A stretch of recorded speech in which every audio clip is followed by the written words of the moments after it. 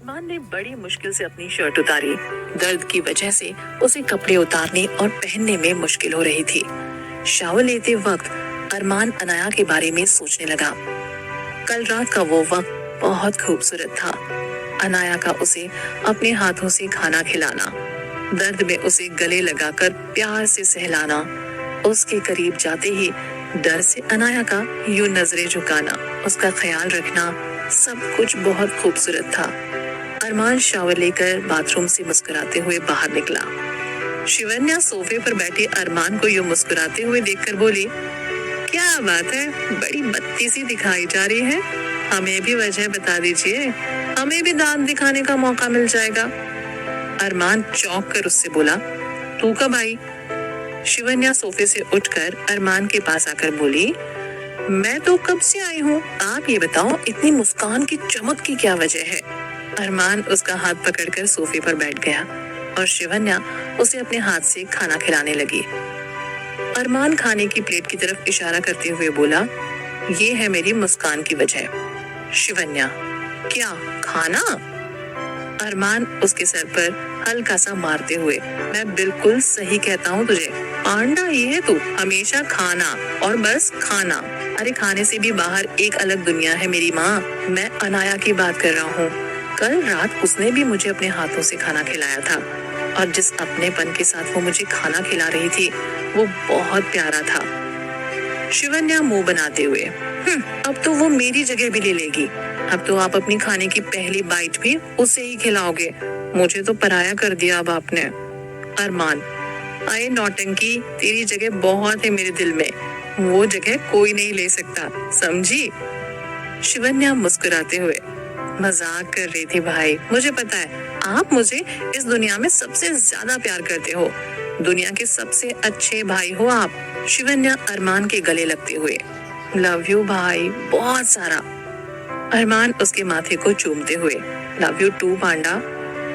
शिवन्या अरमान को खाना खिलाकर दवाई देती है और सोने के लिए बोलती है। शिवन्या नीचे चली जाती है। अरमान सोने के लिए जैसे ही लेटता है तभी उसके फोन पर शेरू का फोन आता है। शेरू, भाई आप कैसे हो? अरमान, मैं ठीक हूँ, बताओ किस लिए फोन किया, सब ठीक है? शेरू, भाई कुछ ठीक नहीं है, कल जो माल आने वाला था गोवा से वो वहां से चला तो जरूर लेकिन यहाँ तक नहीं पहुंचा। अरमान, उसे लेकर कौन आने वाला था? शेरू, गोवा का डीलर ही अपने किसी आदमी को भेजने वाला था, उसका नंबर अब ऑफ आ रहा है। अरमान, मुझे लेने घर आओ अभी। शेरू, जी भाई, मैं और मोहन आ रहे हैं। अरमान उठकर तैयार हुआ और नीचे आ गया और गाड़ी में बैठकर निकल गया। दूसरी तरफ अनाया केबिन में बैठे हुए अरमान पर अपनी सारी भड़ास निकाली जा रही थी। समझता क्या है अपने आप को, अभी भी इतनी अकड़, फोन ही नहीं उठा रहा मेरा। मिलने दो आज शाम को, तब बताती हूँ आखिर इतनी अकड़ किस बात की है। छोड़ूंगी नहीं बिल्कुल भी आज तो। अनाया के ऑफिस में काम करने वाली एक लड़की सारा उसके केबिन में आई और बोली, मैम आप ठीक तो है ना? अनाया उसकी तरफ देखते हुए, मुझे क्या होना है, मैं तो बिल्कुल ठीक हूँ, लेकिन तुम क्यों पूछ रही हो? सारा, मुझे काफी देर हो गई यहाँ आए हुए और आप अकेले में बड़बड़ाई जा रही हैं, इसलिए पूछा। अनाया, वो कुछ ऐसे ही मन में सोच रही थी, तुम बताओ क्या काम है? सारा अनाया को एक फाइल देते हुए बोलती है, मैम ये एक इवेंट की फाइल है, आप इसे एक बार देख लीजिए। अनाया फाइल उठाकर, मैं इसे देख लेती हूँ, तुम जाकर अपना काम करो। सारा केबिन से निकलकर चली जाती है। तभी अपूर्वा केबिन में आकर एक चेयर पर बैठ जाती है। अपूर्वा अनाया की फाइल की तरफ देखते हुए, ये हमारे न्यू इवेंट की फाइल है ना? अनाया फाइल में नजरें गड़ाते हुए, अपूर्वा, यार ये बहुत बड़ा इवेंट है और इसे पूरा करने के लिए हमारे पास सिर्फ 15 दिन है। मुझे तो समझ ही नहीं आ रहा इतने कम टाइम में इतना सब कुछ मैनेज कैसे होगा। अनाया, सब हो जाएगा, टेंशन ना ले, 15 दिन काफी है किसी इवेंट को ऑर्गेनाइज करने में। अपूर्वा, हाँ तू है तो सब हो ही जाएगा, जिंदगी में कुछ मिले ना मिले, लेकिन मुझे तेरे जैसा कॉन्फिडेंस जरूर चाहिए जिंदगी में। अनाया अपूर्वा की तरफ देखते हुए, इसे मेहनत कहते हैं और खुद पर विश्वास, कॉन्फिडेंस तो बहुत छोटा शब्द है इन सब चीजों के लिए। अपूर्वा, यार मैं तो थक गई हूँ इस नौकरी से, पता नहीं तू कैसे ये सब इतनी आसानी से संभाल लेती है। अनाया, आदत है, क्या करें, काम है, करना तो पड़ेगा। अपूर्वा अपनी रिस्ट वॉच में टाइम देखते हुए, ये सब बातें छोड़, तुझे घर नहीं जाना क्या? 8 बज रहे हैं। अनाया टाइम देखते हुए बोली, शिट यार, लेट हो गई मैं। अमित मेरा इंतजार कर रहा होगा घर पर। अच्छा सुन, तेरे घर वाले आ गए क्या हरिद्वार से वापस? अपूर्वा ने ना में गर्दन हिलाई। चल ठीक है, आज रात तो मेरे घर रुक जाइयो। चल अब जल्दी से उठ, हमें घर जाकर अमित को लेना है और फिर मिस्टर मालिक के घर जाना है। ये कहकर अनाया लैपटॉप बंद करती है और अपना बैग उठा लेती है। अपूर्वा बैग उठाते हुए, मुझे तुझसे बहुत जरूरी बात करनी है, रात को फुर्सत में करेंगे और तू मुझे सही जवाब दियो। ये सुनकर अनाया ने हाँ में सिर हिलाया। अनाया और अपूर्वा दोनों स्कूटी से घर तक जाते हैं और वहां से कैब बुक करके अरमान के घर पहुंचते हैं। अनाया अमित और अपूर्वा के साथ घर के अंदर आती है। अनाया ने अंदर आकर देखा तो शिवन्या हॉल में ही बैठकर उसका इंतजार कर रही होती है। अंदर आते ही शिवन्या उन सबको बिठाती है और काका को सबके लिए चाय बनाने के लिए कहती है। अनाया, नहीं शिवन्या, चाय वगैरह रहने दो। वो बात यह है कि अमित मिस्टर मालिक से मिलना चाहता था, इसलिए इस टाइम तुम्हें परेशान करना पड़ा। शिवन्या हंसते हुए बोली, देखो चाय तो तुम्हें पीनी पड़ेगी क्योंकि यहाँ सब चाय के दीवाने हैं और तुम भी, है ना अपूर्वा? अपूर्वा अपना नाम सुनकर खुशी से, हाँ मैं तो चाय की दीवानी हूँ और मुझसे ज्यादा तो ये, अनाया की तरफ उंगली करते हुए, ये है दीवानी। इसे तो आधी रात में नींद से उठाकर भी चाय के लिए पूछोगे ना तो मना नहीं करेगी, इस कदर चाय की दीवानी है ये। अनाया को अपूर्वा पर गुस्सा तो बहुत आ रहा था, लेकिन वो उसे इस जगह कुछ नहीं बोल सकती थी। वो बस अपने दांत दिखाकर चुप हो गई। शिवन्या अनाया से बोली, बहुत अच्छा हुआ तुम अमित को भाई से मिलाने ले आई, उन्हें भी अच्छा लगेगा हमारे हैंडसम बॉय से मिलकर। अमित खुद को हैंडसम बॉय सुनकर शर्मा गया। शिवन्या अनाया से, दोबारा ये मत बोलना कि तुमने हमें डिस्टर्ब किया, तुम यहाँ कभी भी आ जा सकती हो और प्लीज ये बातें करके फॉर्मेलिटी पूरी मत किया करो, तुम्हारे मुंह से सब सुनकर अच्छा नहीं लगता। अनाया मुस्कुराते हुए, आगे से याद रखूंगी। इतनी देर में काका सबके लिए चाय ले आते हैं। बाहर से गाड़ी की आवाज आई तो शिवन्या बोली, लगता है भाई आ गए। अनाया, मिस्टर मालिक घर पे नहीं थे क्या? शिवन्या सबको चाय सर्व करते हुए, नहीं, वो दोपहर में ही किसी काम से बाहर चले गए थे। तभी अरमान फोन पर बात करता हुआ अंदर आता है। वो सबको बाहर एक साथ बैठा देखकर थोड़ा हैरान हो जाता है।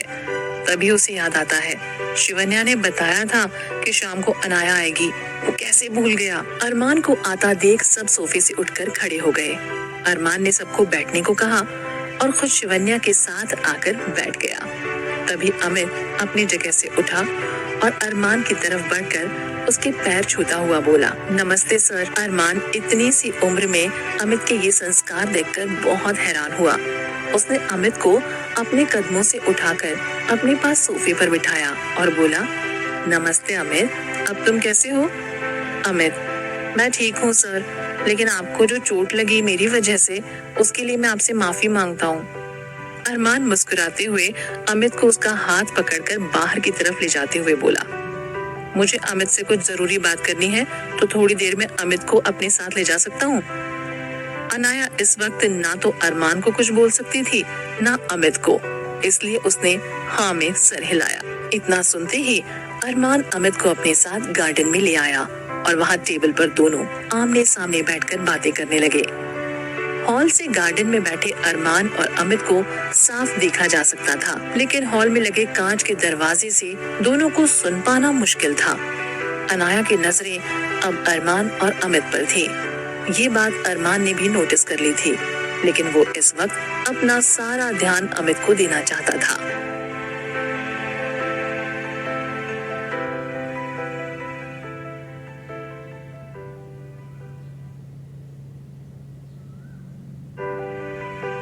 एक रोमांटिक स्टोरी, मेरी अधूरी सी मोहब्बत, ऑथर शालिनी सिंह।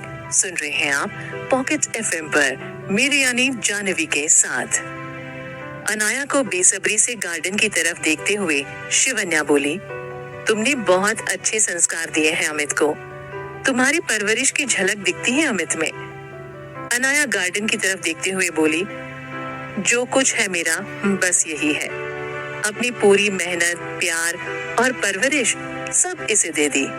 शिवन्या, अगर तुम्हें बुरा ना लगे तो कुछ पूछूं तुमसे? ये सुनकर अनाया घबरा जाती है। इस तरह अनाया को घबराते हुए देख शिवन्या उससे बोलती है, टेंशन मत लो, वो बातें भाई से रिलेटेड नहीं है। अनाया, नहीं ऐसी कोई बात नहीं है, बस ऐसे ही सोच रही थी कि तुम क्या पूछोगी। शिवन्या अपनी जगह से उठकर अनाया के पास आकर बैठ गई और उसके हाथ पर अपना हाथ रखते हुए बोली, एक बहन होने से पहले मैं एक लड़की हूँ, तुम्हारी बातें समझ सकती हूँ। विश्वास करो, मैं कभी ऐसा कुछ नहीं करूंगी जिसकी वजह से तुम्हें परेशानी हो। ये सुनकर अनाया मुस्कुराते हुए हाँ में सिर हिलाती है। शिवन्या उसकी तरफ अपना हाथ बढ़ाते हुए, तो आज से हम दोस्त? अनाया मुस्कुराते हुए शिवन्या के हाथ को पकड़कर, हाँ फ्रेंड्स। शिवन्या, हाँ तो अब मुझे इजाजत है कुछ पूछने की? अनाया, हाँ तुम पूछ सकती हो जो भी तुम्हें पूछना है। शिवन्या, तुम्हारे पेरेंट्स कहाँ हैं? I mean, मैंने कभी तुम्हारे साथ उन्हें नहीं देखा, इसलिए पूछ रही हूँ। अनाया आंखें नीची करते हुए, वो अब इस दुनिया में नहीं है। 6 साल की थी, तभी उनकी डेथ एक कार एक्सीडेंट में हो गई। शिवन्या, मुझे माफ कर दो, I am so sorry. Anaya खुद को संभालते हुए, कोई बात नहीं, खैर जो हो चुका है उसके लिए किस बात की सॉरी। शिवन्या, तो तुम्हारी फैमिली में किसी और के साथ रही तुम इतने साल? अनाया उसकी तरफ देखते हुए, मेरी कोई फैमिली नहीं है और ना ही कोई फैमिली मेंबर, मैं और मेरे भाई अकेले ही रहे हैं। शिवन्या, कोई बात नहीं, मेरी स्टोरी भी कुछ तुम्हारी जैसी ही है, बस फर्क इतना है तुम्हें तुम्हारे भाई को संभालना पड़ा और अरमान भाई को मुझे। अनाया उसकी तरफ हैरानी से देखते हुए, मतलब? शिवन्या, मतलब ये कि अरमान मेरे सगे भाई नहीं है, उनसे मेरा खून का कोई रिश्ता नहीं है, लेकिन फिर भी भाई ने मुझे मेरे माँ बाप से ज्यादा प्यार दिया। अपूर्वा जो काफी वक्त से इन दोनों की बातें कान लगाकर सुन रही थी, उससे रहा नहीं गया और वो बीच में टपक कर बोली, मतलब मुझे कुछ समझ नहीं आया। शिवन्या उसे अपने पास बिठाते हुए बोली, आज से 15 साल पहले मैं भाई को किसी सड़क के किनारे पड़ी मिली थी, तो वो मुझे उठाकर घर ले आए और तब से हम दोनों साथ ही रहते हैं। अनाया, तुम्हारी फैमिली? शिवन्या एक फीकी हंसी हंसते हुए, अगर फैमिली होती तो वो लोग मुझे ये सड़क पर बेहोश करके नहीं फेंक जाते। अपूर्वा, और अरमान की फैमिली वो कहाँ है?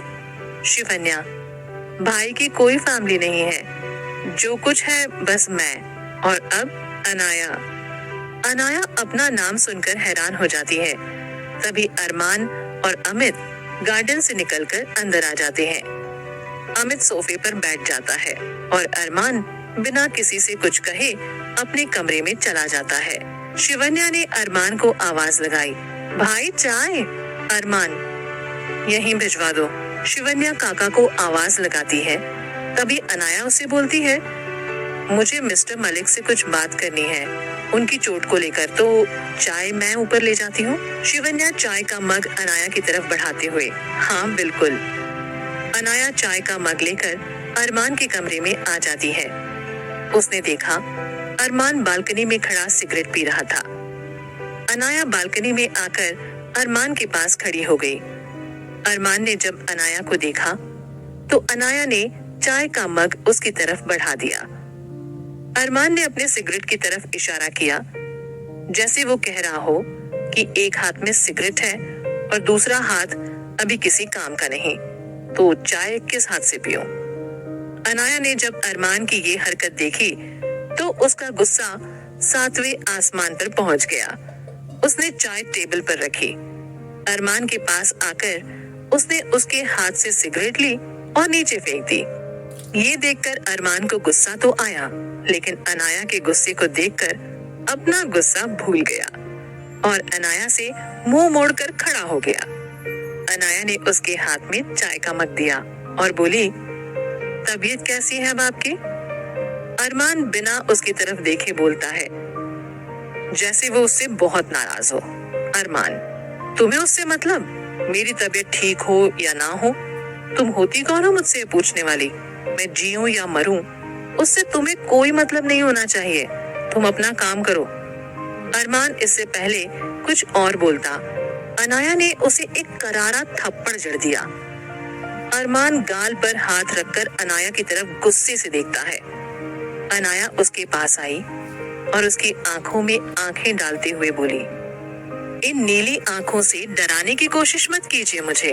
डरती नहीं हूँ आपसे, समझे? और कल रात से क्या ड्रामा लगा रखा है लड़कियों की तरह? परवाह नहीं है, तुम खाना नहीं खाओगी तो मैं भी नहीं खाऊंगा, तुम सो जाओ मैं नहीं सोऊंगा।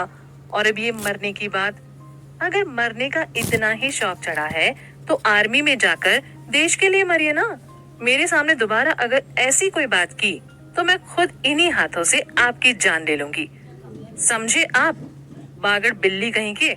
इतना कहकर अनाया जैसे ही बालकनी से बाहर जाने के लिए मुड़ती है, अरमान उसका हाथ पकड़कर अपनी तरफ खींचता है और दोनों हाथों से उसे कसकर पकड़ लेता है।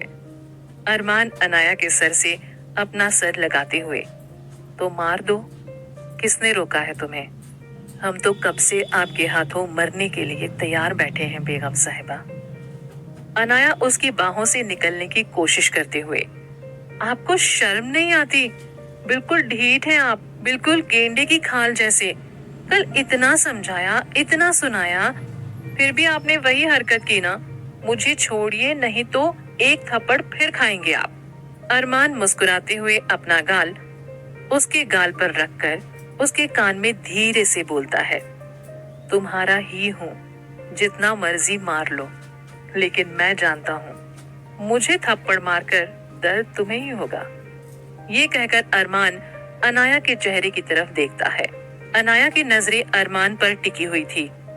अरमान ने जैसे ही उसकी तरफ देखा, उसने अपनी नजरें झुका ली। अनाया, मुझे छोड़िए, सब इंतजार कर रहे हैं मेरा। अरमान, अगर ना छोड़ो तो? अनाया, छोड़िए वरना अच्छा नहीं होगा। अरमान, यार हद है, हर बार धमकी देकर चली जाती हो। चलो आज बता ही दो कि तुम करोगी क्या।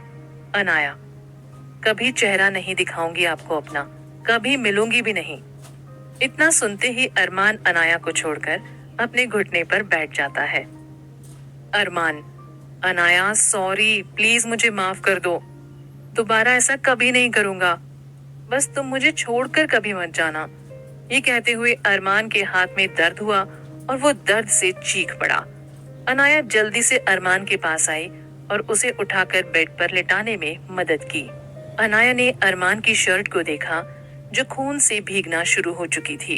अरमान के ज्यादा हाथ हिलाने से घाव फिर से गहरा हो गया था। अनाया अरमान से, अपनी शर्ट उतारिए। अरमान को पता था अनाया उसे ये किस वजह से कह रही है, लेकिन वो अभी भी मस्ती के मूड में था। अरमान अपने दोनों हाथों से अपना सीना छुपाते हुए, मिस अनाया शर्मा, आपको शर्म नहीं आती? किसी अनजान हैंडसम जवान लड़के को अपने सामने शर्ट उतारने के लिए बोल रही हैं? पता नहीं क्या हो गया है आजकल की लड़कियों को, हैंडसम लड़का देखा नहीं कि कहीं भी शुरू हो जाती हैं। ये सुनकर अनाया बहुत जोर से हंसी। उसकी हंसी रुकने का नाम ही नहीं ले रही थी। अरमान अनाया को यूं हंसता देख अपने सारे दर्द भूल गया। उसकी नजर अनाया पर थी। कितने दिन हो गए थे अनाया को यूं खुलकर हंसते हुए देखे हुए। जब उसने पहली बार अनाया को चाय की टपरी के पास बच्चों के साथ देखा था, तब अनाया को यूं ही मुस्कुराते हुए देखा था। अनाया को हंसते देखकर उसके दिल में एक अजीब सी खुशी हुई।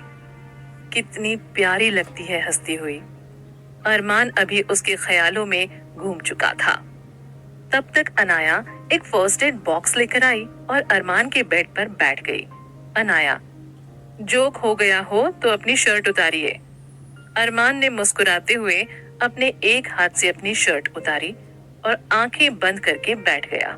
अनाया ने एक हाथ से उसकी शर्ट उतारी और घाव को साफ करने लगी। उसने जैसे ही कॉटन का टुकड़ा अरमान के घाव को टच किया, तभी अरमान की चीख निकल गई। अरमान ने दूसरे हाथ से अनाया का हाथ कस के पकड़ लिया। अरमान ने अनाया की तरफ देखा जो उसकी पट्टी करने में बिजी थी। अरमान का मन हुआ वो आज अनाया से पूछ ले कि प्रॉब्लम क्या है उसे, क्यों वो उसके प्यार को हमेशा ठुकराती है, वो क्यों नहीं समझती उसके दिल का दर्द। अनाया ने अरमान के कंधे की पट्टी की और फिर अरमान से बोली, आपको मना किया था ना ज्यादा हाथ हिलाने से, देखा कितना खून निकल रहा है आपके जख्म से। अरमान उसका हाथ पकड़कर बैठा रहा और नजरें नीचे कर ली। उसकी आंखों में आंसू थे शायद, जो अनाया को दिखाना नहीं चाहता था। अनाया समझ चुकी थी कि अरमान रो रहा है। उसने अरमान के दोनों हाथ पकड़े और उसके साथ बेड पर बैठ गई। अनाया अरमान को तब तक देखती रही जब तक उसे देखा गया। तब उसने देखा अरमान के आंसू रुकने का नाम नहीं ले रहे थे, तो उसने अरमान के दोनों हाथ छोड़कर उसके चेहरे को अपने हाथ में लिया और उससे बोली, ज्यादा दर्द हो रहा है? अरमान उसकी आंखों में देखते हुए बोला, इस दर्द की कोई दवा भी है? अनाया हैरानी से, मतलब? अरमान, जो दर्द तुम दे रही हो उसकी कोई दवा भी है क्या? अनाया ये सुनकर परेशान होकर चुपचाप बैठ गई। अरमान अनाया को परेशान नहीं करना चाहता था, इसलिए उसने बात पलट दी और बोला, अब से फोन उठाऊंगा। अनाया उसे देखते हुए, लेकिन मैं अब से कोई कॉल नहीं करूंगी। अरमान ने दोनों हाथों से कान पकड़ते हुए, माफ कर दो। अनाया उसके हाथों को नीचे करते हुए बोली, ज्यादा एक्टिंग करने की जरूरत नहीं है, दिख रहा है हाथ उठाते वक्त आपको दर्द होता है। अरमान मुस्कुराता हुआ, तुमने माफ कर दिया ना मुझे? अनाया, नहीं। अरमान, मेरी गलती के लिए जो सजा दोगी मंजूर होगी। अनाया फीकी हंसी लेकर अरमान की तरफ देखते हुए, मैं कौन होती हूँ आपको सजा देने वाली? अरमान उसका हाथ पकड़कर अपने गालों पर रखकर बोला, यही बात मुझे छूकर बोल दो। अनाया बिना कोई जवाब दिए अपना चेहरा नीचे कर लेती है। अरमान, मेरी सजा? अनाया उसे देखते हुए, जो बोलूंगी मानोगे? अरमान, अरमान मलिक कभी अपने वादे से पीछे नहीं हटता, आजमा कर देख लो। और आगे क्या होगा ये जानने के लिए सुनते रहिए पॉकेट एफएम पर ये प्यारी सी लव स्टोरी, मेरी अधूरी सी मोहब्बत, मेरे यानी जानवी के साथ।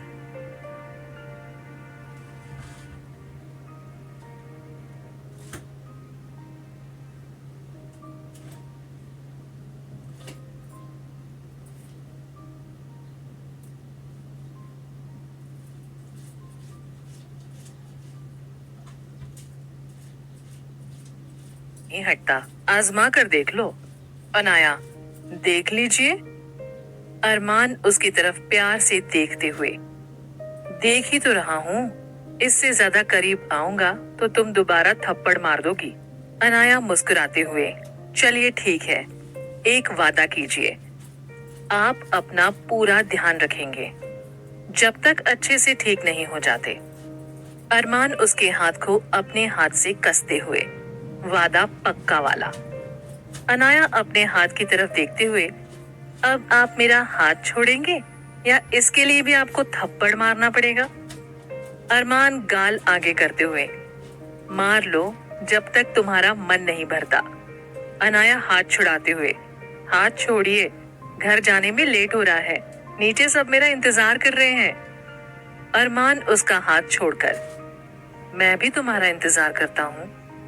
अनाया कमरे से निकलते हुए, पूरी जिंदगी करते रहिए फिर। अरमान, फोन करोगी ना? अनाया शरारती मुस्कान लिए पीछे मुड़कर, कभी नहीं। अरमान मुस्कुराते हुए, मैं फिर भी इंतजार करूंगा। अनाया ये सुनकर मुस्कुराते हुए कमरे से बाहर नीचे हॉल में आ जाती है। शिवन्या उसकी मुस्कुराहट का मतलब समझते हुए बदले में मुस्कुरा देती है। अनाया, अमित और अपूर्वा शिवन्या से जाने की इजाजत लेकर वहां से निकल जाते हैं। सबके जाने के बाद शिवन्या अरमान के कमरे में जाती है। अरमान अपने बेड पर ही लेटा अनाया के बारे में सोचकर मुस्कुरा रहा था। शिवन्या अरमान के पास बैठते हुए, क्या बात है, मेरा भाई आज कुछ ज्यादा ही मुस्कुरा रहा है। अरमान, ऐसी कोई बात नहीं है। शिवन्या अरमान को छेड़ते हुए, जैसी बात हो वैसी ही बता दो, हम तो सब सुनने के लिए तैयार बैठे हैं। अरमान, ज्यादा कुछ नहीं, बस एक थप्पड़ और चिपका दिया आज मोहतरमा ने। शिवन्या, लेकिन वो तो मुस्कुराते हुए नीचे आई थी। अरमान, वो तो बात की बात है, ये सब छोड़, कुछ खिला दे, भूख लग रही है। शिवन्या, आप नीचे आ जाइए, मैं काका से कहकर खाना लगवाती हूँ। ये कहकर शिवन्या नीचे चली जाती है। अरमान भी फ्रेश होने बाथरूम में चला जाता है। दूसरी तरफ अनाया घर आ चुकी होती है। पिछले कुछ दिनों से उन तीनों ने ना ढंग से खाना खाया था और ना ही वो सोए। अनाया ने किचन में आकर खाना बनाना शुरू किया। अपूर्वा भी अनाया के साथ आकर किचन में बैठ उसे बातों से पकाने लगी। थोड़ी देर में खाना बनाकर अनाया सबके साथ खाने बैठ गई। सबने अपना खाना खत्म किया। अमित अपने कमरे में सोने चला गया। अपूर्वा और अनाया उठकर ऊपर अपने कमरे में आ गई। अनाया का मूड अभी सोने का नहीं था। वो बालकनी में आकर खड़ी होकर कल जो कुछ भी हुआ उसके बारे में सोचने लगी। वो अरमान के बारे में सोचकर मुस्कुराने लगी।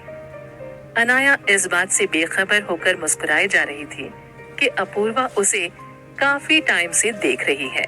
अपूर्वा से अनाया की जब बेवजह मुस्कुराहट बर्दाश्त नहीं हुई तो उसने सर पर मारते हुए कहा, मैम, अगर आपका ये बिना वजह से मुस्कुराना हो गया हो तो मेरी तरफ देखेंगी?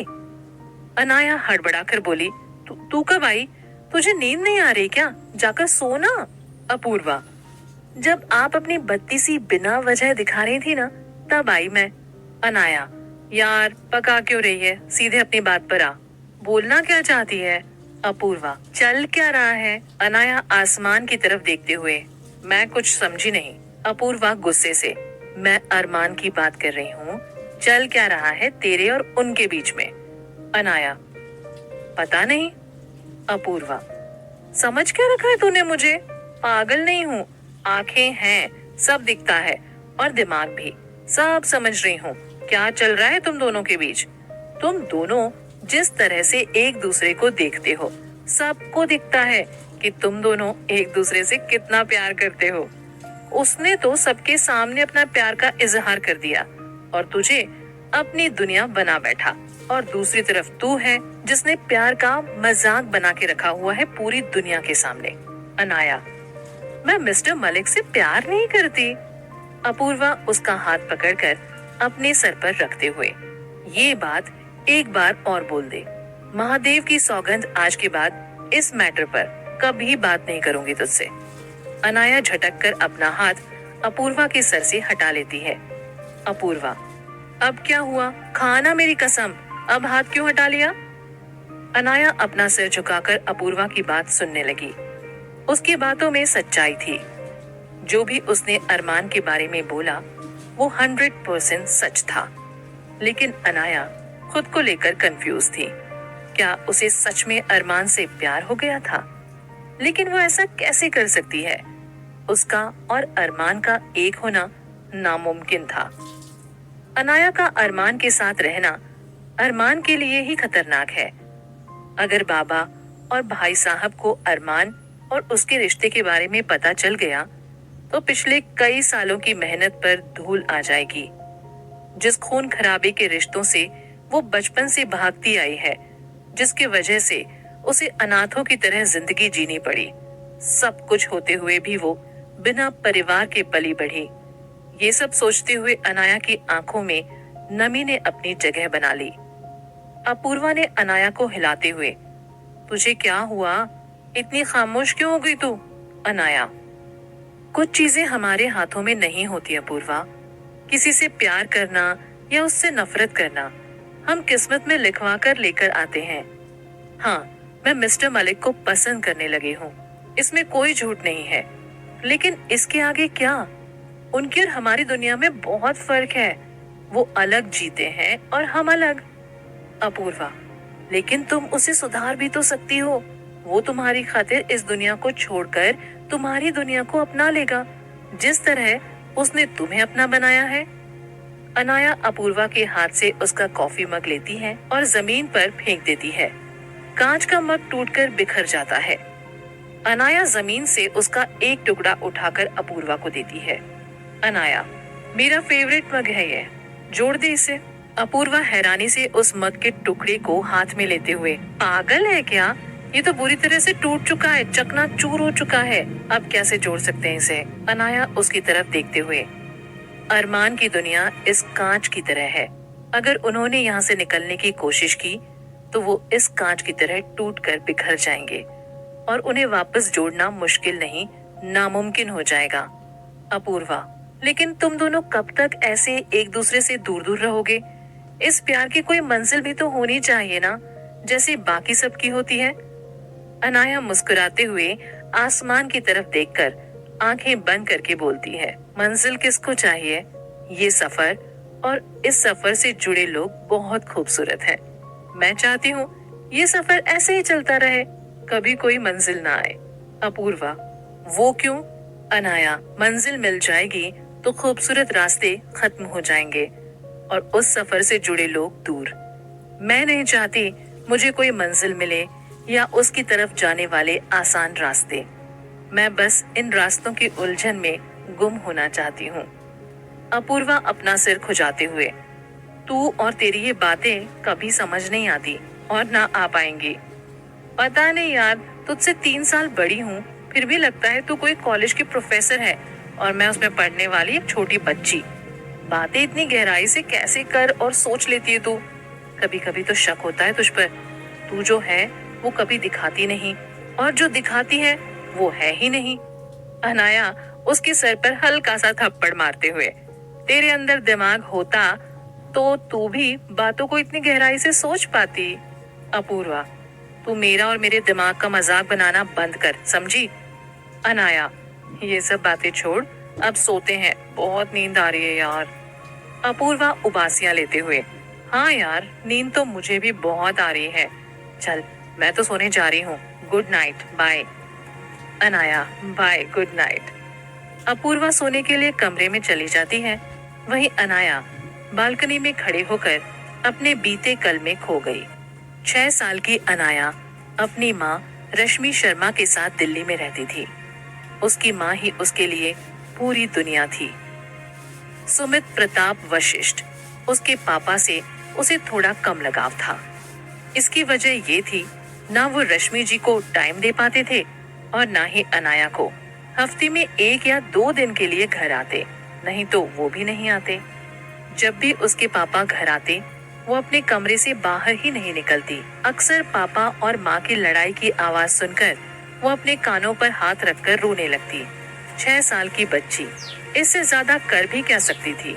वो दिन याद है अनाया को, जब आखिरी बार उसने अपने पापा को लड़ते हुए देखा था। अनाया अपने कमरे में बैठी उनकी लड़ाई खत्म होने का इंतजार कर रही थी। तभी उसे रश्मि की आवाज आई, जो चिल्ला चिल्ला कर कह रही थी। वो अपने कमरे का दरवाजा थोड़ा सा खोलकर उन दोनों को लड़ाई करते हुए देखने लगी। रश्मि जी, सुमित, तुमने मुझसे इतनी बड़ी बात कैसे छुपाई? तुम्हारी दूसरी फैमिली भी है। तुमने शादी के वक्त झूठ बोला था ना मुझसे कि तुम अनाथ हो, तुम्हारा कोई नहीं है इस दुनिया में मेरे सिवाय। हमारी शादी होने से पहले तुम्हारी शादी हो चुकी थी। अब समझ आया तुम अपने काम के बहाने हफ्तों तक बाहर क्यों रहते थे। अपनी दूसरी फैमिली, दूसरे बीवी बच्चों के पास जाते थे ना तुम। मेरा और मेरी मासूम बेटी का क्या कसूर था?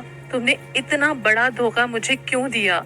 ये बोलते हुए रश्मि जी उसके पापा के पैरों में गिरकर रोए जा रही थी।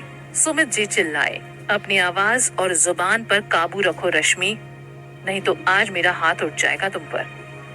अरे क्या नहीं दिया तुम्हें मैंने? तुमसे शादी की, इतना बड़ा घर दिया रहने को, तुम्हारी हर जरूरत पूरी की, दुनिया के सब ऐशो आराम तुम्हारे कदमों में रख दिए और तो और तुम्हारी जिद पर एक बच्चा भी दिया तुम्हें। रश्मि जी चिल्लाते हुए, तुमने कोई एहसान नहीं किया मुझ पर, सिर्फ एक पति का फर्ज पूरा किया है और पैसे सारी जरूरत पूरी नहीं कर सकते। तुम्हारी बेटी डरती है तुम्हारे सामने आने से, पापा कहने से। सुमित जी, बस बहुत हो गया ये रोज का ड्रामा। मुझे तुम्हारे साथ अब रहना ही नहीं है। मैं जा रहा हूँ हमेशा के लिए तुम्हें और इस घर को छोड़कर। ये कहकर वो घर से बाहर चले गए। रश्मि जी भी रोते हुए उनके पीछे चली गई।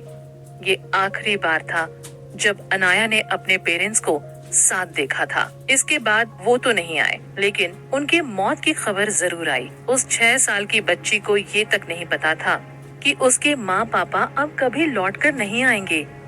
वो बार बार अपने पड़ोसियों से जाकर पूछती कि उसके माँ पापा वापस कब आएंगे। उसके माँ पापा एक दिन तक नहीं आए। अनाया अपने पड़ोसियों के घर रही और उनके आने का इंतजार करती रही। और आगे क्या होगा, ये जानने के लिए सुनते रहिए पॉकेट एफएम पर ये प्यारी सी लव स्टोरी, मेरी अधूरी सी मोहब्बत, मेरे यानी जानवी के साथ।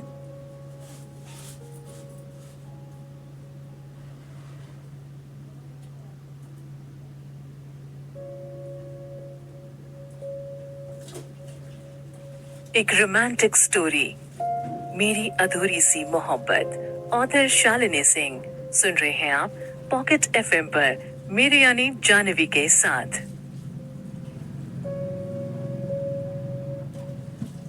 अगले दिन उसके घर पुलिस आई और उन्होंने पड़ोसियों से पूछताछ की। अनाया को आज भी याद है वो पल जब पुलिस वाले अंकल ने उसके पड़ोसियों को बताया था मिस्टर एंड मिसेस वशिष्ठ की मौत एक कार एक्सीडेंट में हो गई है।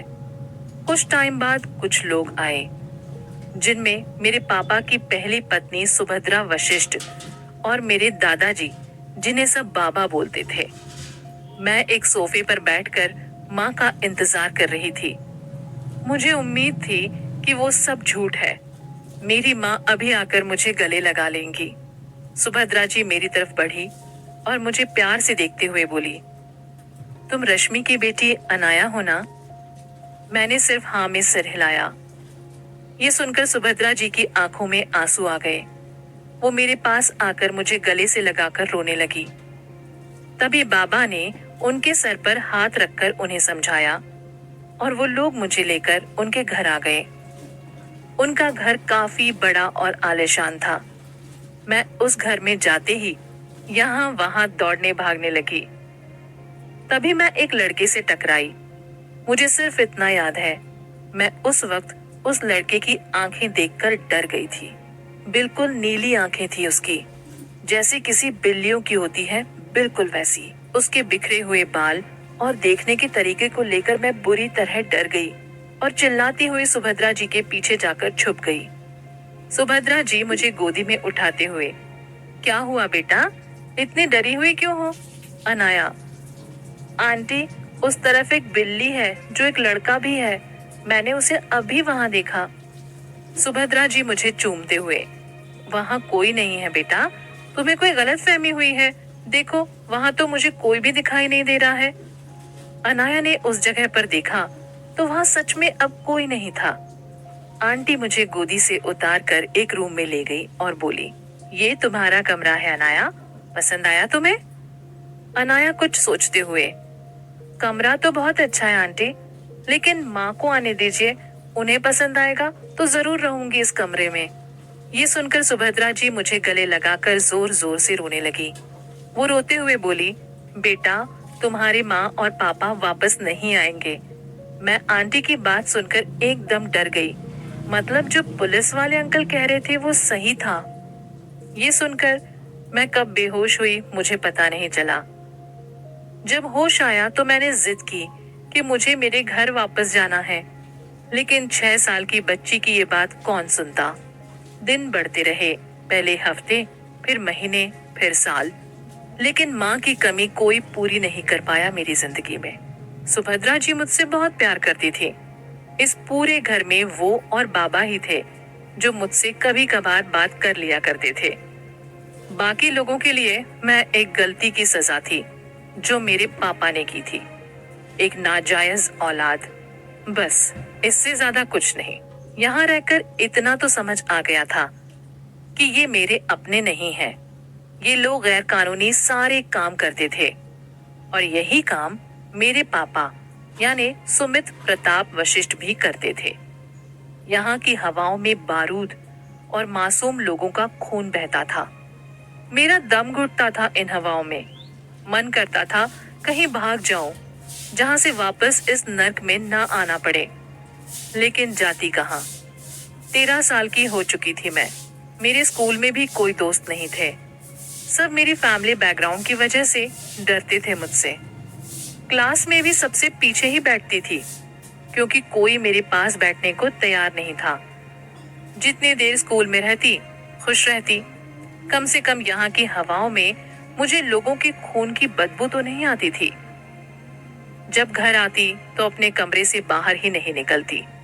अपनी पढ़ाई पर ध्यान देना मजबूरी हो गई थी, क्योंकि और कुछ तो था ही नहीं मेरे पास ध्यान देने के लिए।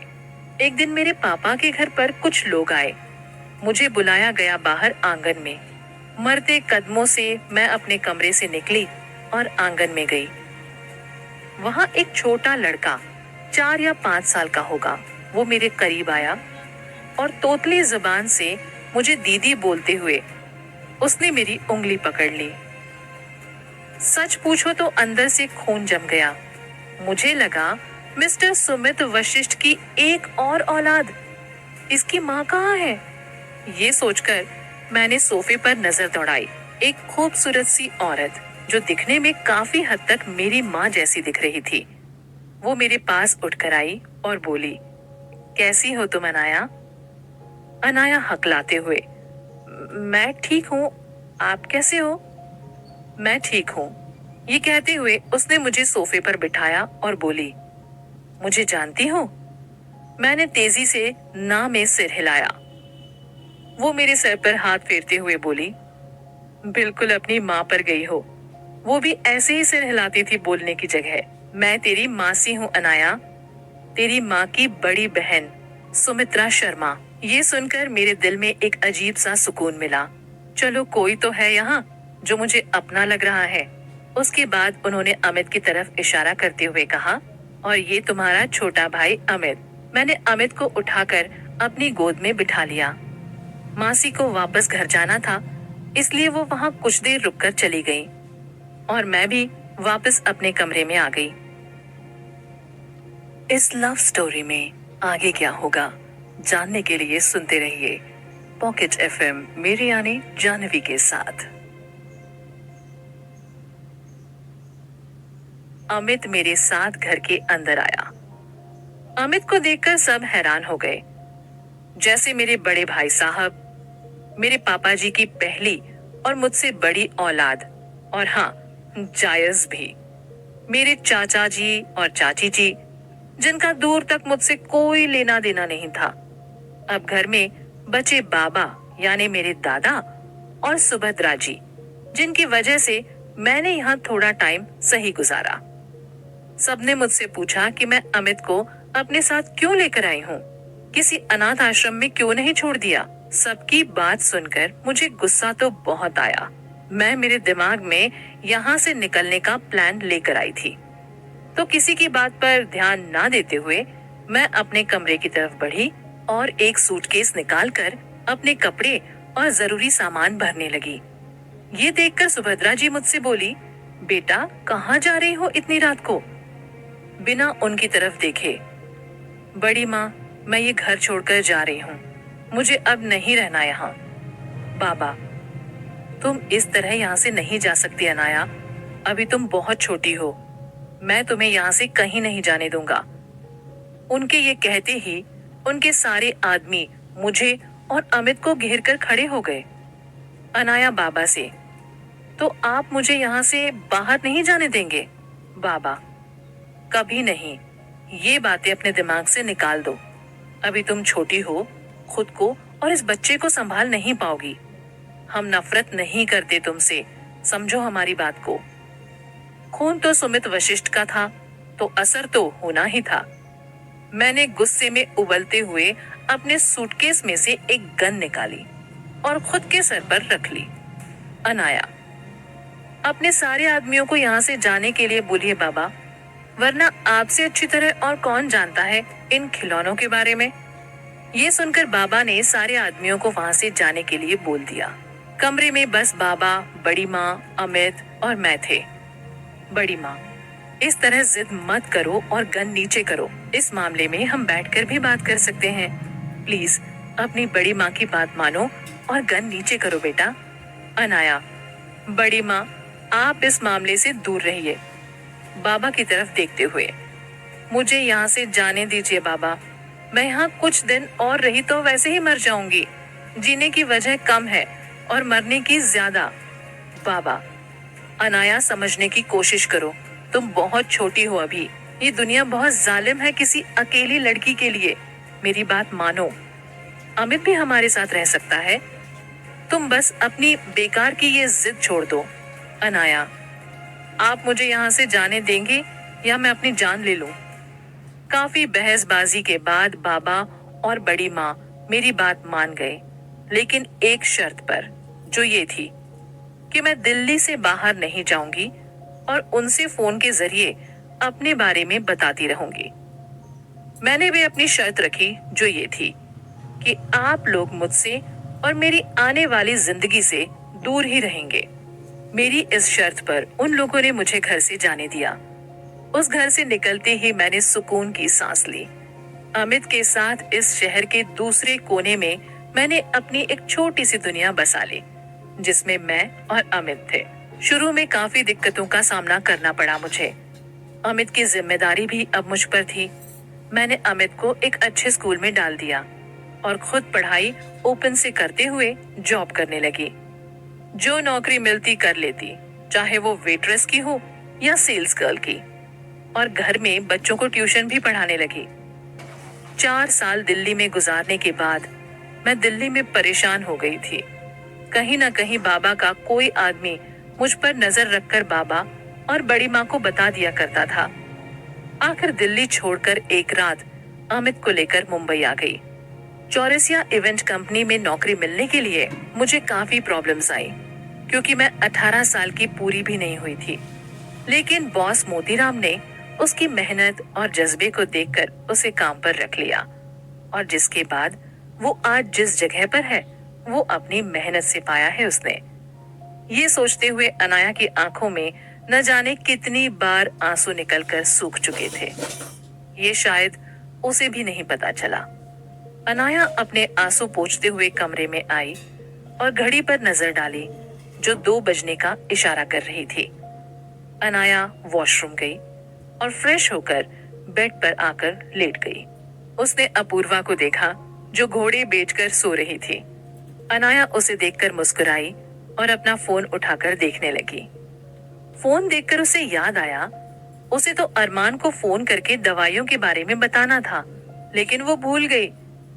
सुबह फोन कर लूंगी, ये सोचकर अनाया फोन साइड टेबल पर रखकर कुछ देर में सो गई। इस लव स्टोरी में आगे क्या होगा जानने के लिए सुनते रहिए पॉकेट एफएम, मेरी यानी जानवी के साथ।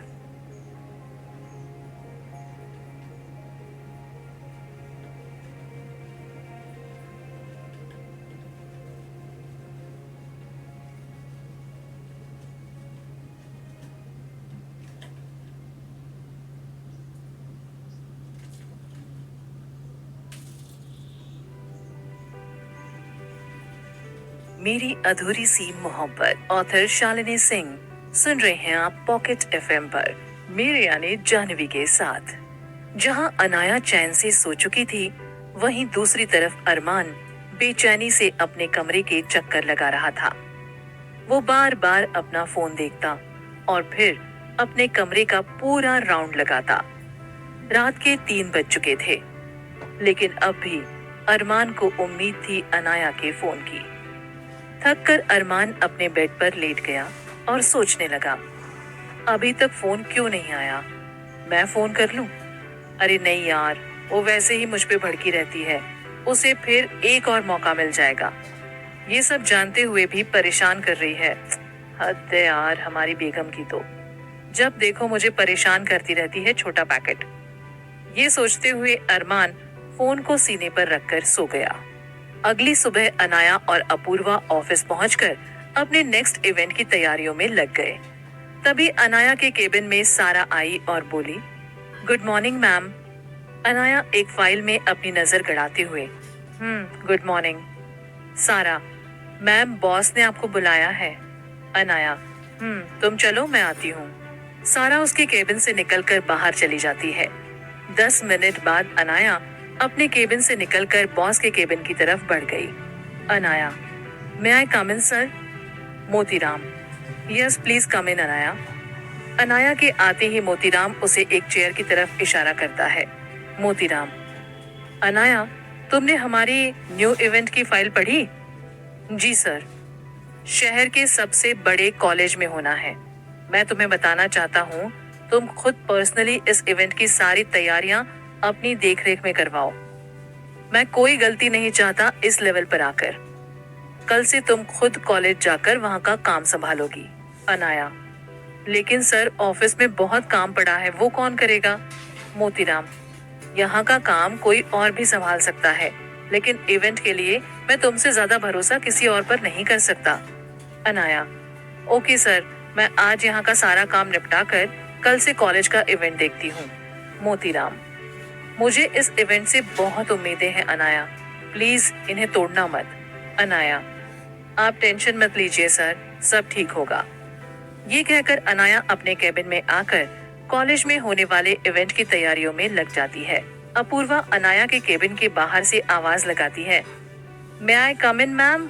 अनाया फाइल में अपनी नजर गड़ाते हुए, नो। अपूर्वा दनाती हुई अंदर आकर, तूने मुझे अंदर आने से मना कैसे किया? शर्म नहीं आई तुझे? अनाया, जब तुझे पता है तो बिना परमिशन के मेरे केबिन में आ सकती है, तो ये इतनी नौटंकी किस बात के लिए? अपूर्वा चेयर पर बैठते हुए, मैं तो मजाक कर रही थी। अनाया उसकी तरफ देखते हुए, फालतू की बातें हो गई हो तो कुछ काम की बात हो जाए अब। अपूर्वा, कौन सी बात? अनाया उसे एक फाइल देते हुए, पूरे क्रू मेंबर्स को इन्फॉर्म कर दो, कल सुबह 11 बजे तक सब इस एड्रेस पर आ जाएंगे। अपूर्वा फाइल देखते हुए, ये तो कॉलेज इवेंट की फाइल है ना? अनाया, कल मैं और तू कॉलेज जाकर वहाँ के इवेंट की सारी अरेंजमेंट देखेंगे। रेडी रहना, कल सुबह 10 बजे कॉलेज पहुँचना है। अपूर्वा, मुझे साथ लेके क्यों जा रही है? तुझे पता है ना वहाँ कितना काम होगा। अनाया, तभी तो ले जाना चाहती हूँ, काम से जितना भागेगी वो उतना ही तेरे पीछे आएगा। अपूर्वा, यार मैं तो कुछ और ही सोच रही थी।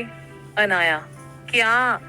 अपूर्वा, वो कॉलेज है तो वहां तो इस शहर के सारे हैंडसम लड़के होंगे। सोच, इसी बीच अगर तुझे तेरा जीजू मिल गया तो कितना मजा आएगा।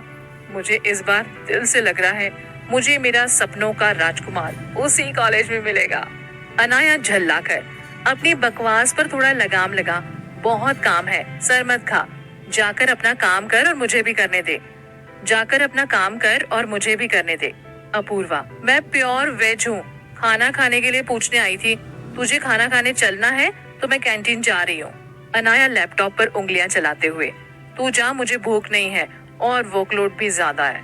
अपूर्वा ओके बोलकर वहां से चली जाती है। अनाया का पूरा दिन ऑफिस के काम में कैसे निकला उसे पता ही नहीं चला। रात 8 बजे अपूर्वा उसके केबिन में आकर बोली, घर चलेगी या आज ही सारा वर्कलोड खत्म करेगी? अनाया, बस 10 मिनट रुक जा। अपूर्वा और अनाया थोड़ी देर बाद घर के लिए निकल गई। अनाया ने अपूर्वा को पहले उसके घर छोड़ा। आज अपूर्वा के घर वाले हरिद्वार से आ गए थे तो उसे अपने घर जाना पड़ा। अनाया अपूर्वा को उसके घर छोड़कर अपने घर आ गई। अनाया ने अपने डेली रूटीन का काम किया और अमित को सुलाकर अपने कमरे में आ गई। अनाया ने अपना फोन उठाकर अरमान को फोन करने की सोची।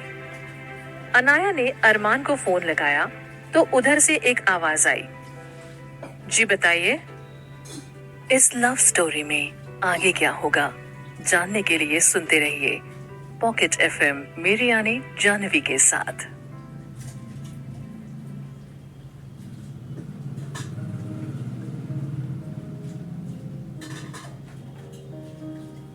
मेरी अधूरी सी मोहब्बत, ऑथर शालिनी सिंह। सुन रहे हैं आप पॉकेट एफएम पर, मेरे यानी जानवी के साथ। क्या बात है, एक में ही फोन उठा लिया, जैसे फोन के पास ही चिपके बैठे थे। अरमान, तुमसे कल कहा तो था इंतजार करूंगा तुम्हारे फोन का। तुम्हारी कॉल को कैसे छोड़ सकता हूँ? अनाया, वो कल मैं थोड़ी बिजी हो गई थी इसलिए आपको फोन नहीं कर पाई। अरमान, आई अंडरस्टैंड। अनाया, आप नाराज नहीं हो ना मुझसे? अरमान, किस बात की नाराजगी, वो भी तुमसे? अनाया, मैंने फोन नहीं किया ना आपको इस वजह से। अरमान, हाँ, मैंने कल रात 3 बजे तक तुम्हारे फोन का इंतजार किया और इंतजार करते करते ही सो गया। अनाया, सॉरी, वो कल अपूर्वा मेरे साथ थी ना, तो बातों बातों में वक्त का पता ही नहीं चला। अरमान, सॉरी किस बात के लिए? मैंने तुमसे कहा था पूरी जिंदगी इंतजार कर सकता हूँ तुम्हारा, फिर ये तो कुछ घंटे थे। अनाया ये सुनकर चुप हो जाती है। अरमान, अनाया, तुम सुन रही हो ना? अनाया, जी मैं यही हूँ, बस कुछ नेटवर्क प्रॉब्लम हो गई थी। अरमान, सच में नेटवर्क प्रॉब्लम थी या तुम कुछ सोच रही थी? अनाया, नहीं, मैं कुछ नहीं सोच रही थी। अरमान, खैर ये बातें छोड़ो, तुम अपनी बताओ। खाना खाया तुमने और ऑफिस से कब घर आई? अनाया, हाँ, बस अभी खाना खाकर फ्री हुई हूँ। आपने खाना खाया? आपका जख्म कैसा है अब? अरमान, खाना तो अभी नहीं खाया, लेकिन मेरा जख्म पहले से बेहतर है। अनाया, खाना खाकर अपनी दवाइयाँ टाइम से ले लेना आप। अरमान, जी बेगम साहिबा, और कोई हुक्म? अनाया, आप मेरा नाम ले सकते हैं, ये बेगम साहिबा और ये सब बातें मुझे बिल्कुल पसंद नहीं है। अरमान, तो आपको क्या पसंद है? अनाया मन में सोचने लगी, ये सब बातें तो रात भर चलती रहेंगी और ये सब इसी तरह चलता रहा तो मैं मेरा कंट्रोल खुद से खो दूंगी, जो बहुत गलत साबित होगा। अनाया, मिस्टर मलिक, मुझे नींद आ रही है, मैं सोने जा रही हूँ। आप भी सो जाइए, गुड नाइट, बाय। अरमान, मुझे 1 मिनट मिलेगा, तुमसे कुछ बोलना था। अनाया, बोलिए। अरमान, रात को ज्यादा लेट घर मत आया करो और अपना ख्याल रखो। तुम नहीं जानती तुम मेरे लिए क्या हो। हाथ जोड़कर बोलता हूँ, प्लीज अपना ख्याल रखा करो। अनाया, और कुछ बाकी है या हो गया? अरमान, हाँ है ना। अनाया, बोलिए फिर, अब आपके बोलने के लिए पंडित जी से मुहूर्त निकलवाऊं क्या? अरमान, बहुत प्यार करता हूँ तुमसे, ये जानते हुए कि तुम मुझसे प्यार नहीं करती। मेरे लिए इतना काफी है कि तुम मेरे आसपास रहती हो और मुझसे बात कर लेती हो। तुमसे कुछ मांगू तो मिलेगा? अनाया, देने लायक हुई तो जरूर दूंगी। अरमान, 24 घंटे में सिर्फ एक फोन कॉल, चाहे 2 मिनट की ही क्यों ना हो, कर सकती हो मुझे? अनाया, ये गलत है। अरमान, सिर्फ मेरी खुशी के लिए मैं तुम्हें आगे से कभी कोई कॉल नहीं करूंगा। अनाया, मैं ट्राई करूंगी। अरमान, मैं इंतजार करूंगा जिंदगी भर तुम्हारा और तुम्हारे फोन का। अनाया, मैं सोने जा रही हूँ, बाय। ओके, गुड नाइट बेटा, अपना ख्याल रखना। ये सुनकर अनाया फोन काट देती है और लैपटॉप खोलकर कुछ इम्पोर्टेंट मेल्स करने लग जाती है।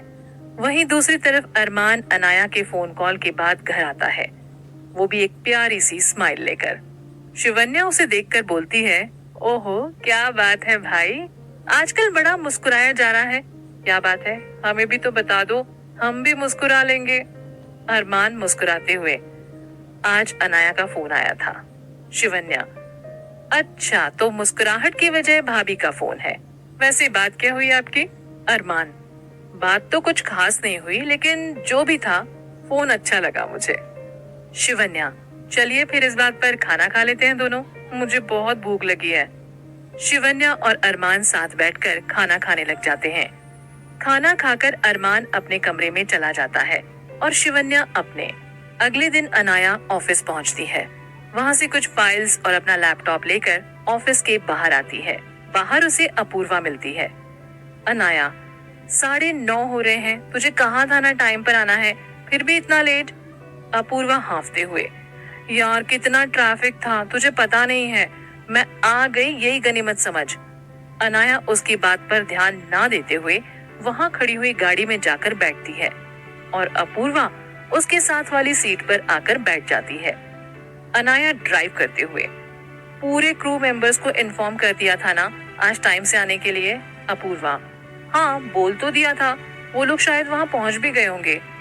थोड़ी देर बाद दोनों एक कॉलेज के बाहर रुकते हैं। वहां जाकर अनाया गाड़ी पार्किंग में लगाती है और अपूर्वा के साथ उस कॉलेज के गेट में एंटर करती है।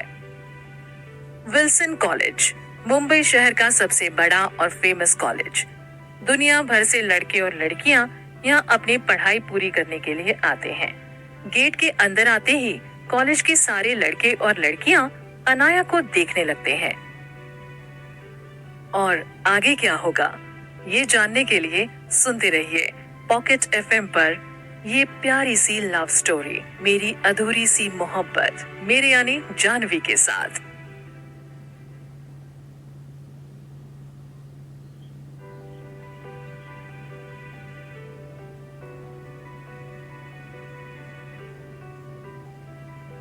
मेरी अधूरी सी मोहब्बत, ऑथर शालिनी सिंह। सुन रहे हैं आप पॉकेट एफएम पर मेरे यानी जानवी के साथ।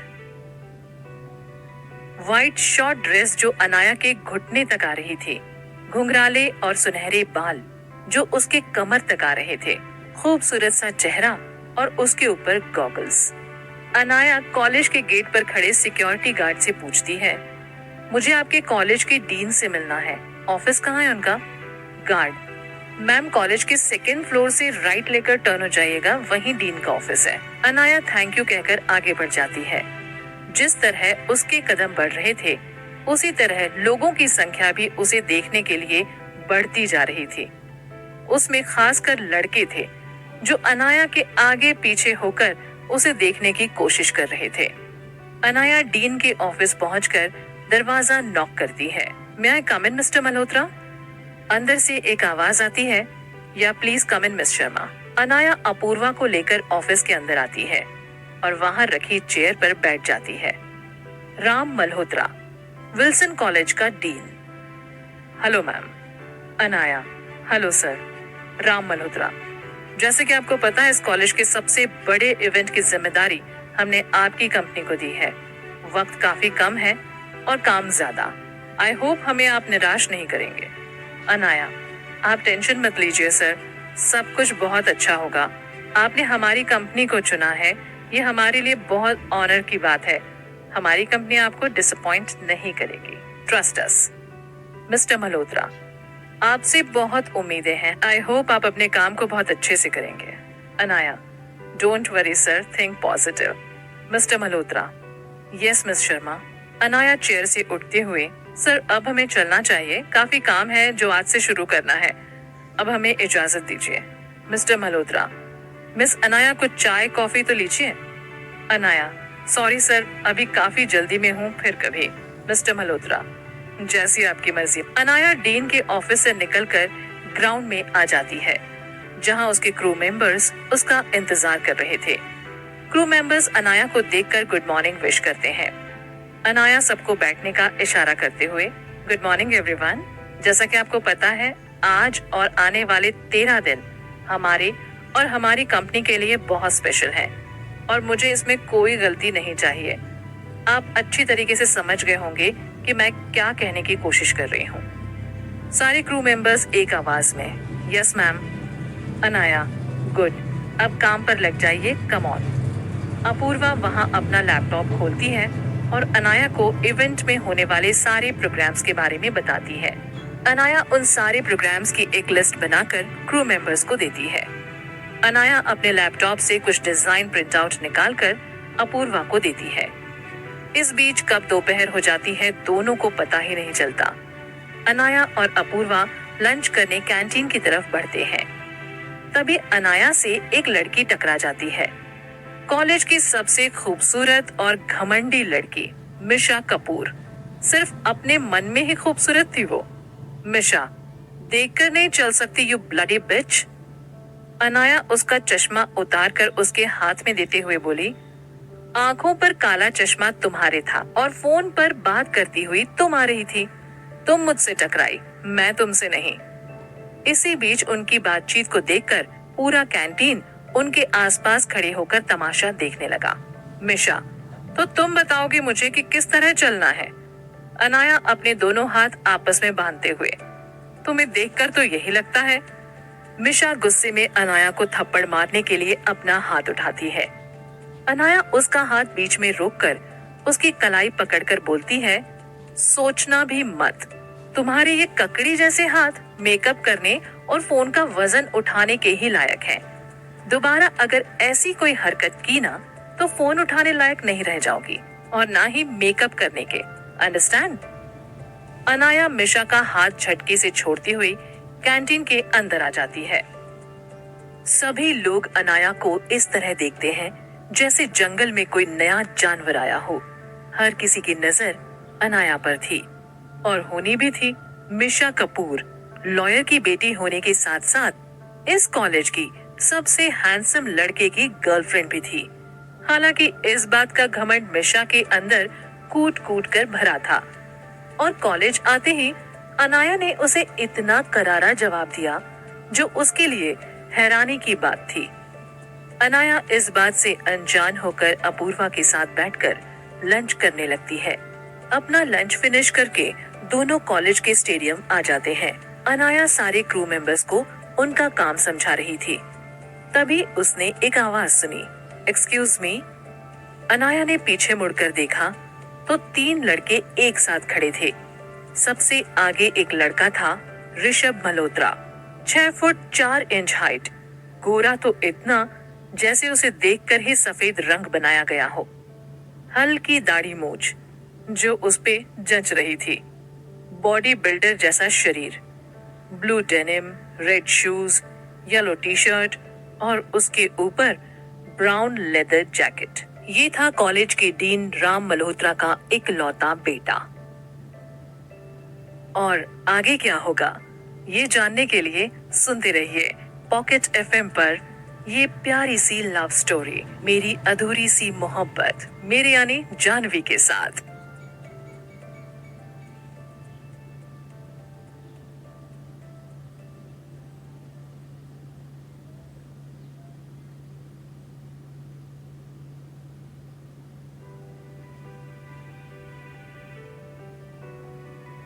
मेरी अधूरी सी मोहब्बत, ऑथर शालिनी सिंह। सुन रहे हैं आप पॉकेट एफएम पर मेरे यानी जानवी के साथ। ऋषभ ने जब अनाया को देखा तो देखता ही रह गया। उसे लगा जैसे वो कोई सपना देख रहा है और सामने खड़ी लड़की एक परी है। सफेद कपड़े, सुनहरे लंबे बाल, नशीली आंखें और चेहरे पर एक अलग सा एटीट्यूड। अनाया ने जब ऋषभ को इस तरह खुद को घूरते देखा, ऋषभ के पास आई और उसके सामने चुटकी बजाते हुए बोली, यस। ऋषभ का ध्यान अनाया की चुटकी बजाने से हटा तो उसने देखा अनाया सामने खड़ी है। ऋषभ घबराते हुए बोला, तुम इस कॉलेज में नई आई हो? अनाया, नो। ऋषभ, तो तुम इस कॉलेज में क्या कर रही हो? अनाया पास पड़े लैपटॉप पर अपनी उंगलियां चलाते हुए, तुम इस कॉलेज के डीन हो? ऋषभ, कॉलेज का डीन तो नहीं, लेकिन डीन का बेटा जरूर हूँ। ये सुनकर अनाया के ऊपर इस बात का कोई फर्क नहीं पड़ा। अनाया, होंगे आप डीन के बेटे तो मैं क्या करूं? ऋषभ से आज से पहले कभी किसी ने इस तरीके से बात नहीं की थी और ना ही इस तरह से इग्नोर किया था। बाकी सारे लड़के तो ऋषभ की शक्ल देख रहे थे, लेकिन ऋषभ के मन में तो कुछ और ही चल रहा था। वैसे तो उसे छोटी छोटी बातों पर गुस्सा आ जाता था और ये उसके लिए बहुत बड़ी बात थी कि किसी लड़की ने उसे पहली बार इग्नोर किया, वो भी इस तरह। ऋषभ खुद को संभालते हुए बोला, तुमने मेरी गर्लफ्रेंड पर हाथ कैसे उठाया? अनाया उसकी तरफ देखते हुए, कौन गर्लफ्रेंड? सॉरी, मैं समझी नहीं। ऋषभ, अभी कैंटीन में तुम क्या करके आई हो? अनाया, तो तुम उस लड़की के बारे में बात कर रहे हो? वैसे तुमने मुझे उस पर हाथ उठाते हुए देखा क्या, या इस कॉलेज में किसी ने भी देखा हो? ऋषभ, तुमने उस पर हाथ उठाया है या नहीं? अनाया, नहीं। ऋषभ, लेकिन मिशा तो मुझसे बोल रही थी कि तुमने उस पर हाथ उठाया है। अनाया, जब तुम्हें पूरी बात ही नहीं पता तो तुम किस हक से यहाँ मुझसे बात करने आए हो? कैंटीन में जाते वक्त वो मुझसे टकराई थी, कान पर फोन और बिना धूप वाली जगह पर आंखों पर काला चश्मा। उसने मुझसे बात करते वक्त बैड वर्ड्स यूज किए थे। मैंने आपकी गर्लफ्रेंड को उनकी बातों का जवाब दिया, तो शायद उन्हें मेरी बात का बुरा लग गया। उन्होंने मुझे मारने के लिए अपना हाथ उठाया और जब मैंने उनका हाथ रोक लिया तब वो अबला नारी बनकर आपके पास आ गई और आप यहाँ मुझसे लड़ने। ऋषभ, तुम्हारे पास इसका कोई सबूत है? क्योंकि मैं जानता हूँ मेरी गर्लफ्रेंड मुझसे कभी झूठ नहीं बोल सकती। अनाया, उस वक्त कैंटीन में जो स्टूडेंट्स थे आप उनसे पूछ सकते हैं या फिर वहाँ लगे सीसीटीवी कैमरे के फुटेज चेक कर सकते हैं। आपके सारे डाउट्स क्लियर हो जाएंगे। अगर आप मुझे डिस्टर्ब करना बंद करें तो मैं अपने काम पर ध्यान दे सकती हूँ। ये कहकर अनाया वहाँ से अपने क्रू मेंबर्स के पास चली जाती है। ऋषभ उसे जाते हुए देखता रहता है जब तक उसके दोस्त उसे पकड़कर हिलाते हुए होश में नहीं लाते। ऋषभ का दोस्त मोंटी, यार ये लड़की तो आग है, किसी भी बात का कोई सीधा जवाब ही नहीं दिया और फिर भी सारी बातें कह गई। लेकिन ये लड़की है कौन और हमारे कॉलेज में क्या कर रही है? ऋषभ अनाया को देखते हुए, इसके बारे में मुझे सारी डिटेल्स चाहिए और जिस वक्त मिशा के साथ वो सब कुछ हुआ उसकी सीसीटीवी फुटेज भी। मोंटी ऋषभ को छेड़ते हुए, क्या बात है भाई, लगता है लड़की तेरे दिल पर गहरा घाव कर गई। जवाब में ऋषभ अनाया को देखते हुए अपने दोस्तों के साथ वहां से चला जाता है। अपूर्वा अनाया से, कौन था ये लड़का जिससे तू अभी बात कर रही थी? अनाया इवेंट के स्टेज को देखते हुए, कॉलेज के डीन का बेटा और उस घमंडी लड़की का बॉयफ्रेंड। अपूर्वा, वो लड़की क्या जिसके साथ अभी हमारी लड़ाई हुई थी? अनाया, अपूर्वा, क्या बात करने आया था वो? अनाया प्रिंटआउट्स पर अपनी नजर डालते हुए, उसका कहना है कि उसकी गर्लफ्रेंड पर हाथ उठाया है मैंने। अपूर्वा, लेकिन ये तो झूठ है, पूरे कॉलेज ने देखा है उस लड़की ने तुझ पर हाथ उठाया था। अनाया, जो बात उसे उसकी गर्लफ्रेंड बताएगी वो तो वही सुनेगा ना, मेरी क्यों सुनेगा? अपूर्वा, यार लेकिन पूरे कॉलेज ने देखा है, उनसे पूछेगा तो उसे सच्चाई के बारे में पता चल जाएगा। अनाया, अपूर्वा, यार लेकिन कुछ भी कह, लड़का बड़ा हैंडसम था और तुझे कैसे देख रहा था जैसे पहले कभी किसी लड़की को देखा ही नहीं। अनाया उसकी तरफ देखती है, यहाँ अपना काम करना है, लड़कों को ताड़ना नहीं, समझी? अपूर्वा मस्ती से, यार नजर घुमाकर अपने आसपास तो देख, इतनी हरियाली ही हरियाली है। अनाया पीछे मुड़कर स्टेडियम पर नजर डालती है, लेकिन उसे यहाँ तो कोई पेड़ पौधे और ना ही हरियाली नजर आई। अनाया, यहाँ तो कोई हरियाली या पेड़ पौधे नहीं है, तू कौन सी हरियाली की बात कर रही है? अपूर्वा झल्लाकर, यार तू पागल हो गई है क्या? तुझे काम के अलावा और कोई चीज दिखती है या नहीं? मैं वैसी वाली हरियाली की बात नहीं कर रही, यहाँ जो लड़के हमें खड़े होकर ताड़ रहे हैं मैं उनकी बात कर रही हूँ। देख तो सही कितना मजा आ रहा है। तेरा दिल है या पत्थर? तेरा मन नहीं करता तू भी किसी लड़के को ताड़े? अनाया फाइल उठाते हुए, मुझे इन सब चीजों के अलावा और भी बहुत काम है, तू आराम से बैठकर यहाँ लड़कों को ताड़ और मैं काम करती हूँ। ये कहकर अनाया स्टेज की तरफ चली गई।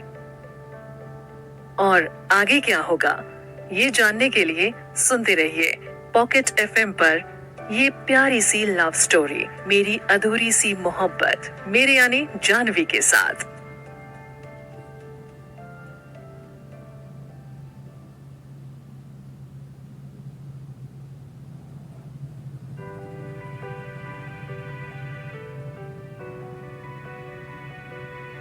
मेरी अधूरी सी मोहब्बत, ऑथर शालिनी सिंह।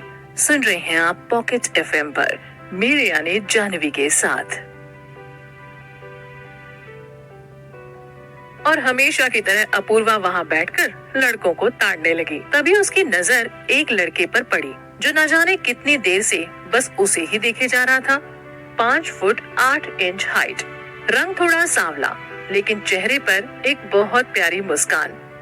अपूर्वा उसे देखकर मन में सोचने लगी, शायद मुझे मेरे सपनों का राजकुमार मिल गया, लेकिन ये कैसे पता लगाया जाए कि वो मुझे ही देख रहा है? हो सकता है वो बाकी सब लोगों की तरह अनाया को देख रहा हो। एकदम से जाकर तो पूछ नहीं सकती ना। 1-2 दिन और देखती हूँ। अगर इसका देखना इसी तरह चलता रहा तो इससे जाकर पूछ लूंगी ये चाहता क्या है। ये सोचकर अपूर्वा वहां से उठी और अनाया के पास जाकर काम में उसकी मदद करवाने लगी। वहीं दूसरी तरफ ऋषभ अपने दोस्तों के साथ कैंटीन में बैठा कॉफी पी रहा था, लेकिन उसका सारा ध्यान अनाया की तरफ था। उसने कॉफी का कप उठाया और अपने होठों से लगा लिया। जैसे ही कॉफी का पहला सिप अपने गले से नीचे उतारा, उसने कॉफी का कप टेबल पर दे मारा और वहां पड़ी पानी की पूरी बोतल गटक गया। ऋषभ का दोस्त राज, तू पागल है क्या? गरम गरम कॉफी क्यों अपने गले से उतार ली? अब तो ठीक है ना? ऋषभ, यार पता नहीं ध्यान कहाँ था और गलती से ऐसा हुआ, अब मैं ठीक हूँ। मोंटी उसे छेड़ते हुए, 1 घंटे से तेरा ही ड्रामा देख रहा हूँ। स्टेडियम वाली मैडम के ख्यालों में तो नहीं खोया तू? ऋषभ, क्या यार मोंटी कुछ भी बोल रहा है? ऐसा कुछ नहीं है, मैं किसी के ख्यालों में गुम नहीं हूँ। राज, ऋषभ मोंटी गलत नहीं बोल रहा है। मैं भी पिछले 1 घंटे से तुझे कहीं खोया हुआ देख रहा हूँ। बताएगा क्या हुआ? ऋषभ, कहीं नहीं यार, बस मिशा के बारे में सोच रहा हूँ। समझ में नहीं आ रहा वो मुझसे झूठ बोली या वो लड़की। राज, मिशा को तो तू भी और हम भी अच्छी तरह जानते हैं। सुबह उठते झूठ बोलना स्टार्ट कर देती है और रात होने तक सिर्फ और सिर्फ झूठ बोलती है वो लड़की। ऋषभ, राज जुबान संभाल के बात कर, मेरी गर्लफ्रेंड है वो, समझा? राज, ये बात तू बोल रहा है ऋषभ, जिसे उसके हर धोखे के बारे में पता है। तू खुद भी गवाह है इस बात का। मिशा ने तुझे न जाने कितना चीट किया है, तेरे पीठ पीछे कितने लोगों के साथ रिलेशन रखा है, वो भी तब जब वो तेरे साथ रिलेशनशिप में थी। जो ये सब कर सकती है वो झूठ भी बोल सकती है। और मैं उस स्टेडियम वाली बात से बिल्कुल सहमत हूँ। मैं कोरे कागज पर लिख के दे सकता हूँ, मिशा झूठ बोल रही है और वो स्टेडियम वाली लड़की सच। मोंटी, लेकिन यार तूने स्टेडियम वाली लड़की का एटीट्यूड देखा? जब बोल रही थी तो लग रहा था हमसे बात करके एहसान कर रही है। वो भी तो झूठ बोल सकती है ना? राज मोंटी से, यार सच बोलने वाले लोग अक्सर ऐसे ही होते हैं और जिस तरीके से उसने मिशा के बारे में हमें चीजें बताई, उसकी बातों में सच्चाई थी। ऋषभ, सच्चाई का पता तब चलेगा जब तक सीसीटीवी फुटेज नहीं आ जाती। ऋषभ मोंटी से, गर्म क्यों हो रहा है यार मुझ पर? मंगवाई है, बस आती होंगी। शाम के 5 बज चुके थे। अनाया ने सारे क्रू मेंबर्स को उनके घर जाने के लिए बोल दिया। अनाया ने अपना बैग और लैपटॉप उठाया और अपूर्वा के साथ पार्किंग में आ गई। ऋषभ भी पार्किंग में अपने दोस्तों के साथ खड़ा होकर बातें कर रहा था। अनाया को वहां देखकर ऋषभ के दोस्तों ने ऋषभ की तरफ इशारा किया। ऋषभ ने पीछे मुड़कर देखा। अनाया पार्किंग में अपूर्वा के साथ चली आ रही थी। अनाया ने गाड़ी के पीछे की सीट पर अपना सारा सामान रखा और अपूर्वा के साथ गाड़ी स्टार्ट करके तेजी से निकल गई। ऋषभ अनाया को तब तक देखता रहा जब तक अनाया की गाड़ी उसकी नजरों से गायब ना हो गई हो। मोंटी ने उसके कंधे पर हाथ रखा और बोला, भाई गाड़ी का मॉडल नंबर चेक कर रहा था क्या? ऋषभ हड़बड़ाकर, ऐसा कुछ नहीं है, मैं उसे देख रहा था कि इतना एटीट्यूड किस बात का है उसमें। राज, खूबसूरत लड़कियों में एटीट्यूड होना तो जायज है भाई, वो भी जब अनाया शर्मा जैसे हद से ज्यादा खूबसूरत हो। ऋषभ और मोंटी राज की तरफ घूरते हुए बोले, अनाया शर्मा कौन है? तूने बंदी पटा ली और भाई को बताया भी नहीं? राज अपना सिर पीटते हुए, तुम्हारी स्टेडियम वाली मैडम का नाम है अनाया शर्मा, गधों। मोंटी, वाह यार कितना खूबसूरत नाम है, उसी की तरह अनाया। लेकिन 1 मिनट, तुझे कैसे पता उसका नाम? राज, मेरे लिए ये सब पता करना बाएं हाथ का काम है। मोंटी, बकवास हो गई हो तो सच बोल। राज, मैंने उसके क्रू मेंबर को हरे गांधी जी दिए और बदले में उसने मुझे information the. Monty, crew member? Raj, miss Anaya Sharma Chaurasia event and company की मैनेजर है। ये कंपनी हमारे आने वाले इवेंट को ऑर्गेनाइज करवा रही है और इसलिए मैडम जी आज यहाँ पूरे दिन थी। अब बात आई कुछ भेजे में या नहीं? मोंटी, तो वो स्टूडेंट नहीं थी क्या? राज, बिल्कुल नहीं। मोंटी, तभी वो मुझे कॉलेज की बाकी लड़कियों से अलग लगी। ऋषभ अपनी ही सोच में डूबा हुआ था। उसने एक सिगरेट निकाली और अपने होठों के नीचे रखकर जलाई। पहला कश लेकर उसका धुआं हवा में उड़ाते हुए बोला, अनाया शर्मा। उसकी इस हरकत को देखकर मोंटी और राज मुस्कुराने लगे। ऋषभ ने अपनी गाड़ी स्टार्ट की और दोस्तों के साथ बैठकर वहां से निकल गया। और आगे क्या होगा, ये जानने के लिए सुनते रहिए पॉकेट एफएम पर ये प्यारी सी लव स्टोरी, मेरी अधूरी सी मोहब्बत, मेरे यानी जानवी के साथ।